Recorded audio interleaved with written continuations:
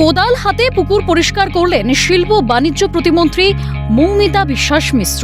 রবিবার সকালে বর্ধমান শহরের ৬ নম্বর ওয়ার্ডের লোক কলোনিতে স্থানীয়দের সঙ্গে পুকুরের নোংরা আবর্জনা পরিষ্কার করেন মন্ত্রী। দীর্ঘদিন ধরে আবর্জনা ফেলার ফলে পুকুর নোংরা আবর্জনায় ভর্তি হয়ে গিয়েছিল। শুধু তাই নয়, ভরাট হয়ে যাচ্ছিল জলাশয়ও।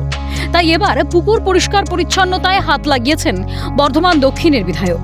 এদিন তিনি পরিবেশ রক্ষার বার্তাও দেন।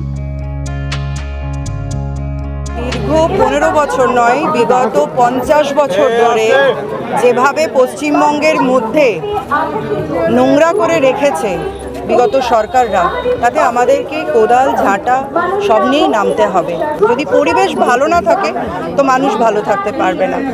তাই আগের সরকারকে আপনারা কোনোদিনই এরকম কোনো পরিষেবামূলক সমাজকে এগিয়ে নিয়ে যাওয়ার জন্যই হোক, পরিবেশকে সুস্থ রাখার জন্যই হোক, কোনো আপনারা পদক্ষেপ দেখতে পাবেন না। একটা স্বচ্ছ পরিবেশ আনতে, যেটা আমাদের প্রধানমন্ত্রীর মূল লক্ষ্য, মূল মন্ত্র, স্বচ্ছ ভারত অভিযান, সেইটাকেই মাথায় রেখে আমরা স্বচ্ছ বর্ধমানের উদ্দেশ্যে নেমেছি। আমরা জানি এটা একটা প্রচেষ্টা এবং একদিনে হবে না, তবে একদিন না একদিন হবেই। শুধু তাই নয়, দেশের সবচেয়ে পরিচ্ছন্ন শহর হিসেবে নিজের জায়গা ধরে রেখেছে ইন্দোর। সেই আদর্শকে সামনে রেখেই বর্ধমানকে গ্রিন অ্যান্ড ক্লিন সিটি গড়ে তোলার কাজ করতে হবে।